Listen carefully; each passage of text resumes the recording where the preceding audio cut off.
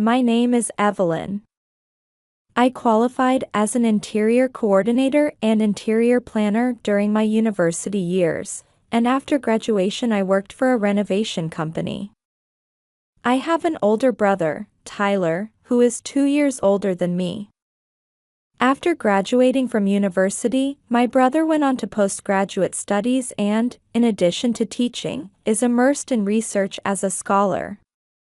We were close as siblings and would visit my parents' house together when it suited both of us. How are you both getting on at work? Busy every day, but it's worthwhile and fun. Me too. I'm getting more and more appointments from clients these days. I like your work ethic, but neither of you are planning to get married?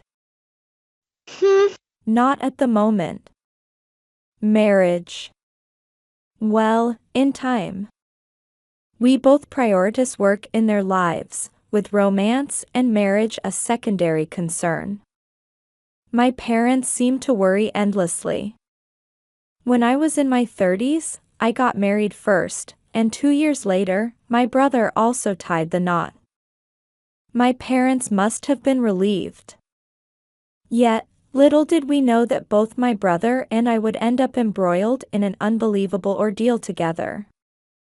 I got married about 3 years ago. I belonged to a renovation company, and I was sometimes seconded to work for building companies and real estate companies. My activities ranged from consulting on interior design at my secondment destination to taking part in on-site inspections. It was through my work that I met Nigel, who later became my husband. Nigel is the owner of Renovate Real Estate, a real estate brokerage and renovation business. The company was set up by Nigel's father, but Nigel took over the management of the company a few years ago after his father fell ill and had to be treated at home. One day, Nigel's company received a large renovation project and came to the company I work for advice because they were short of staff to work on the interior. I was seconded to Nigel's company as the person in charge at that time, and that's how we got to know each other. As business partners, I think we got on very well. I think it was good that we were of the same age, so we were able to express our true feelings to each other without being reserved. We clashed at times, but I remember it was very easy to work together because we all wanted to do a good job. Nigel probably felt the same way, and after that, he often asked me to join him as a staff member specializing in interior design. At that time, Nigel was just a business associate. I don't think he was even aware of me as a romantic prospect.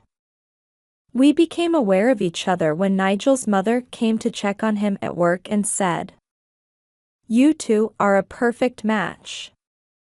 It's as if you've been together for years." The employees who were there said, "I thought so, too." They all chimed in, suggesting things like, "Why don't you just start dating already?" or "Getting married for real might not be a bad idea after all."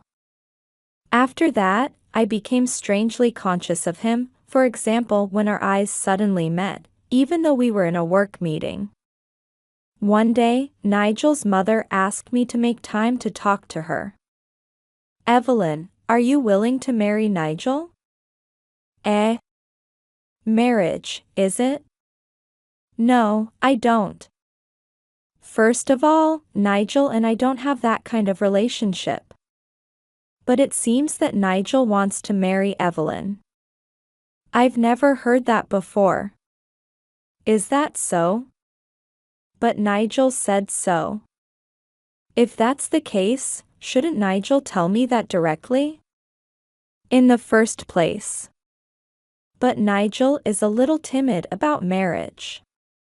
According to what my mother-in-law told me, Nigel had previously hit it off with a woman he had started dating through an acquaintance and started a relationship with her on the assumption that they would get married.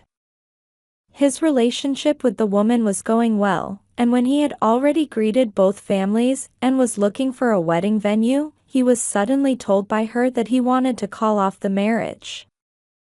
Without any clear reasons given, she stubbornly insisted, "Anyway, marriage with you is out of the question," leaving him no room to argue or even contemplate further. Perhaps because of the shock of that moment, Nigel subsequently showed no interest in marriage at all.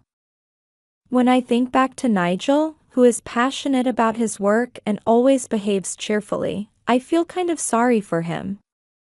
So, you see, if you could be supported by a kind and dependable woman like Evelyn, as a mother, there would be nothing happier for me. But we've never talked about that before. You don't like Nigel? No, I don't. I respect him as a business partner. Good. Nigel seems to love Evelyn. Even at home, he talks about you all the time. That makes me happy, but I wonder if you'd consider dating with marriage in mind. Yes, that's right. I'll try to think positively about it. Thank you. I'll let Nigel know how you feel. We then officially started dating, and a few months later Nigel proposed to me. It was like I was forced half-heartedly into agreeing to marry him, but without my mother-in-law's encouragement we probably would not have ended up getting married. Let's work together to energize this company. Taking the form of marriage might be a good step towards that goal. Our marriage started surprisingly smoothly. We made a promise not to bring our personal lives into our work, and we both kept it to ourselves, so it never interfered with our work at the company. The company was doing well and we, as well as my mother-in-law, were happy. Good things tend to keep coming. About 2 years after we were married, I received a call from my parents that my brother Tyler was getting married. I immediately phoned my brother. Congratulations! Is it finally time for you to pay your dues? Well, is Evelyn doing well? More importantly, what kind of person is your partner? Her name's Aubrey, but she's actually a former student of mine. Aubrey had always admired her brother since that time, and he confessed my feelings for her as soon as she graduated. It seems Aubrey had been admiring my brother all along, and as soon as she graduated, she confessed her feelings to him. I'd like to introduce her to you too, so could you come to our parents' house next Sunday? Sure. I'm looking forward to it. On the appointed Sunday, the whole family gathered for the first time in a long while. And that is where I was introduced to Aubrey. Aubrey is 12 years younger than my brother. She spoke with a soft, doll-like demeanor, and her speech was slightly hesitant, as if she were being a bit coquettish. Her pastel-colored dress suited her very well. It was hard to believe that she was 23, but she still looked young, like a little girl. Alongside my brother, who is often seen as older than his actual age, they look like father and daughter. I was worried that she would not get on well with my taciturn and serious brother, but it seems that he is not too happy about it either. I can marry Teacher Tyler, it's like a dream. Please don't call me like that. Okay. I'm going to call you Tyler from now on. Are you sure you're okay with an old man like him? I've always admired Tyler. So, I'm incredibly happy. I was a bit uncomfortable with Aubrey's way of speaking and gestures, perhaps calling it a generation gap. Nevertheless, seeing my brother's happy face made me happy too, and I welcomed Aubrey with open arms. At the wedding, there were murmurs of envy and teasing about the age gap between my brother and Aubrey. Nigel, who attended with me, also teased, "She's a lovely wife. Your brother really knows how to pick her up, huh?" It was a very cheerful wedding, with constant laughter from start to finish, and I gave my heartfelt blessing. Later, however, something unexpected happened. Less than 6 months after the wedding, my brother was appointed as a visiting professor at a local university. It was for a fixed term of 2 years, but I was worried that Aubrey would have a hard time with a change of environment so soon after the wedding. Thank you for your concern. But I'm fine. I've decided to stay here. What? You're separating as soon as you're newlyweds? Because isn't it scary to go to a place you don't know? I don't even know anyone there. My parents think it would be better. No, it's nothing to do with my parents. Is my brother okay with that? Well, it's only for 2 years, and I don't want to force her to go. If my brother's happy, then that's what matters. But aren't you worried about leaving Aubrey alone in that apartment? So, Evelyn, will you look out for her? I don't mind that much. But I feel safer with Evelyn by my side. I hope you'll come and visit me in my flat from time to time. The fact is that I was a little taken aback by Aubrey's unconcerned attitude. But if it was something that they had discussed and decided on together, it would be strange for me, an outsider, to interfere. My brother then proceeded with his preparations for a regional posting and left in a hurry. The day I saw my brother off was the beginning of the drama that was to follow. As I had promised my brother, I tried to pay as much attention to her as possible, visiting her at my flat on my days off and inviting her to our house. When Aubrey came to our house, Nigel also welcomed her and the three of us had a good time together, sometimes going out to restaurants recommended by Aubrey. I have to thank Nigel as well. I should be thankful to Nigel for helping me, so I won't have to make Aubrey feel lonely until my brother comes back. At that time, I was carefree enough not to even consider such things. Then, probably around 6 months after my brother's departure, Aubrey made me an offer. It pains me to trouble you, so from now on you can leave me alone. Thank you for everything you've done for me. You're not bothered by it. Don't worry about it. But I'm taking up your sister-in-law's precious time, aren't I? I think it's time for me to work hard on my own. I'm not going to let you do it again. If Aubrey says so, then any further concern would be meddlesome. But if you have any problems, call me immediately. Okay. Thank you very much. Aubrey, whom I had thought was a spoiled brat, was trying to do her best on her own, so I had no choice but to watch her from afar.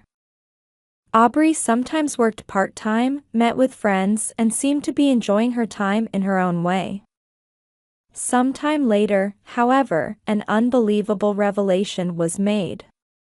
Nigel often went out at night for business entertainment or meetings, and we didn't have much time to talk together. One day, however, he came home on time and with a serious expression on his face said, "I need to talk to you." That's unusual. What do you want to talk about? Evelyn, I'm really sorry, but could you break up with me? What? What's the joke? I'm not joking. How could he suddenly divorce me without warning? I didn't instantly understand what was being said. You mean you want a divorce? Yes. Please. Yes, I understand. How can you say that? At least tell me why. That's... After saying this, Nigel fell silent. What on earth happened? Is he breaking up? You mean you want a divorce? But why? Did I do something to Nigel that he didn't like? All sorts of questions are going round and round in my head. I didn't know what words to say, so I locked myself in the bedroom, leaving Nigel in the living room, who had fallen silent. I didn't sleep a wink that night, and the next day I missed work for the first time. I hoped that Nigel's story that day was a lie, but from that day on, Nigel never came home. If you go to work, you will see each other, but Nigel deliberately goes out to work, so it is difficult to continue the conversation. I can't stand the way things are going. I don't want a divorce. But Nigel was serious. I'm afraid to ask him why he divorced me. Unable to talk to my parents or brother, I ended up asking my mother-in-law to talk to me. When I visited my mother-in-law, she didn't know anything about it yet, but she welcomed me. "Hello, Evelyn, welcome to my home. How are you and Nigel getting on?" "Actually, there's something I wanted to discuss with you about Nigel." When I told her that Nigel had asked me for a divorce, at first my mother-in-law laughed and said, "Oh no. Please don't make funny jokes," but when I told her that he hadn't even come home recently, she turned very pale indeed. "What's the reason? Did you get into a fight?" "No, in the last few months he has often come home late from meetings and entertainment, but the other day he suddenly asked me to break up with him, and I didn't know what on earth to do. I can't believe he didn't even tell me why." "I understand. I need to have a proper talk with Nigel."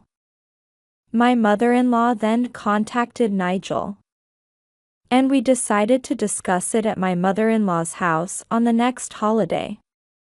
On the next holiday, I went to my mother-in-law's house a little early. Then Nigel came a little later, but for some reason Aubrey was also there behind Nigel. "What? Why is Brienne here? Who is this person?"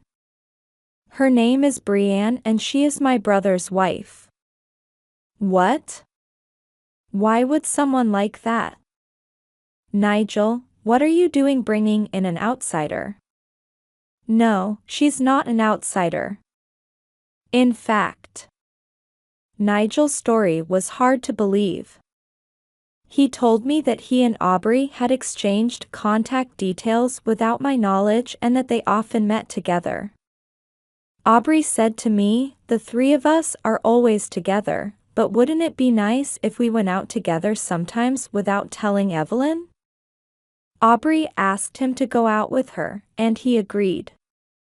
"Does that mean you had an affair with Aubrey?" "Nigel. How could you? It's not too late. Apologize to Evelyn. And break up with that woman immediately. That's not how it works.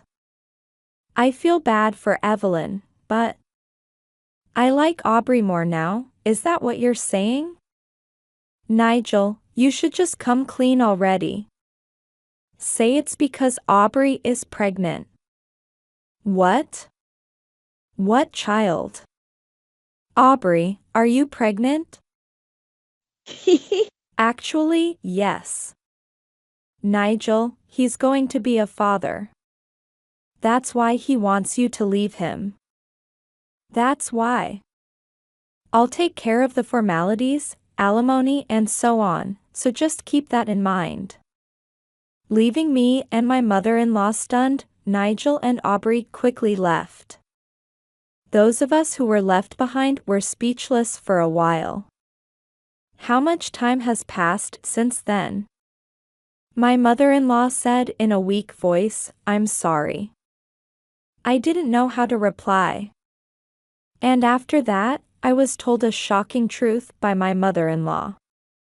A few days after that day, when I was told that Aubrey was pregnant, I received a call from my parents.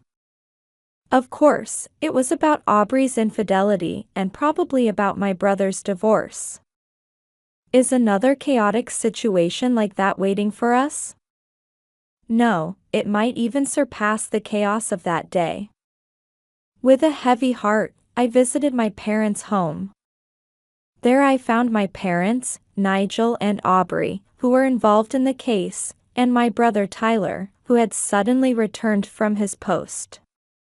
My parents were exhausted. It was understandable. They were told that their own daughter's husband and my own son's wife were having an affair, and to top it off, they had even conceived a child. I've heard the story. I think I have no choice but to leave Aubrey. I'm sorry. But, you know, I was really lonely when I was separated from Tyler. That's why I ended up here. I'm sorry, but when Tyler and I got separated, I was really lonely. No, there's no point in rehashing it now. It's just that I wasn't a good judge of character. What? Isn't that a horrible thing to say? Shut up. You're the one who did something terrible. Oh, no. I'm scared of my sister-in-law. So, does that mean Evelyn's getting a divorce too? Yes, that's right. I can't stand being married to Nigel any longer. I'm disappointed in you too, Nigel. What was wrong with Evelyn? I have to take over the company now. So, I wanted an heir soon. But even after 2 or 3 years of marriage, we couldn't conceive. Are you trying to tell me that it's Evelyn's fault you can't have kids? I just wanted to make my mom happy as soon as possible, because she worries about me. Mum? Nigel, do you call your mother a mum? What? No, it's not like that. He's cute and all, isn't he? But saying things like that might lead to your husband cheating on you, you know? Shut up. You shut up. In any case, I can show my grandchildren's faces now. I'm divorcing you, who is infertile. I'm prepared to give you a sufficient amount of alimony. I will also prepare the alimony that Aubrey will pay. I can rely on you, Nigel. Aubrey, you shouldn't be too cheerful. I need to confirm something. Who is the real father of the child in your womb? Evelyn? What are you talking about? Of course it's my child. There's a reason why I shot that arrow at this moment. In fact, that day when I was told that Aubrey was pregnant, my mother-in-law told me Nigel's secret. Evelyn, I am so sorry. No, it wasn't your fault. In fact, there is something I've been keeping from you. Nigel had a history of breakups in the past, just before he got married, and only my mother-in-law knew the reason. Both families had a bridal check, or premarital inspection. She said it was meant to be a formal premarital exchange, but the test revealed that Nigel was azoospermic. The marriage was called off when the other family raised the fact as an issue. She said that she just couldn't bring herself to tell Nigel about it. I felt sorry for him that the marriage had broken up because he was seedless. Did you know that, and that's why you suggested I marry Nigel? I'm sorry.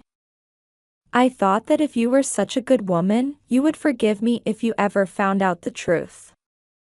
No. But I can't believe it's come to this. That woman Aubrey is not carrying Nigel's child. If he knew that, he would. I understand. I have no choice but to divorce Nigel, but I will tell him what you just told me. He'll be devastated. If you leave him alone, he'll be raising the child of some unknown man as his own. Are you okay with that? It still pains me to recall the pained look on my mother-in-law's face when she confided in me with such anguish. I cannot forgive her for not telling me about Nigel's azoospermia, but I am glad to know that he was after all a man who betrayed his wife with impunity. That's what I decided to think. When I confronted Aubrey with the question, "Whose child is in your belly?" she started giggling. Come on, sis-in-law, that's unbecoming. Are you trying to insult me just because you got dumped? Yes, I am. Apologize to Aubrey. And apologize to Aubrey's baby. Oh, aren't you quite the cheerful one? Nigel, aren't you seedless? Seedless? What do you mean? I told Nigel exactly what my mother-in-law had told me. Nigel's face turned pale. It's a fabricated lie. Nigel, don't be deceived. I don't care whose child Aubrey is carrying in her belly. The only thing that matters is that Nigel didn't know anything about it and didn't know anyone else's. I only told you because I felt sorry for you that you had to raise someone else's child without knowing anything about it. Aubrey, did you have relationships with other men besides Nigel? I'm not sure that's possible. The first thing to do is to make sure that the child is not a child of a man. I'm sure it is. Don't talk nonsense at this point. I haven't been back since my transfer, and Aubrey hasn't come to my assignment location either, right? So how could we have a child together? Cut it out. Anyway, both my brother and I agree to the divorce. The rest of the discussion can be done by you two, Nigel and Aubrey.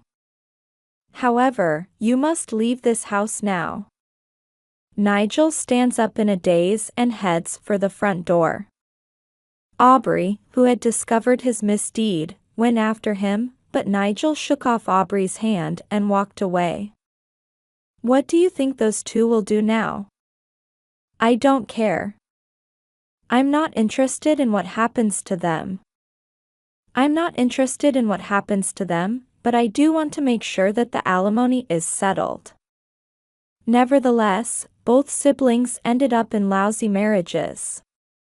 Seriously, we really can't judge people well, can we? In the end, it seems that the father of Aubrey's child was not Nigel. The two of us then retained lawyers and filed for compensation. Aubrey was evicted from the flat she was living in by my brother, and as she was relying on his income, she could never pay the alimony and Nigel had to pay for both of them. Nigel is in debt for both of them and is working every spare moment in his sleep to earn a living for his adulterous partner, who is carrying someone else's child and does not even work. It's just a rumor I heard through the grapevine, originally from someone at one of our business partners. My brother and I are both working hard every day, hoping to be able to give filial piety to each other in a different way.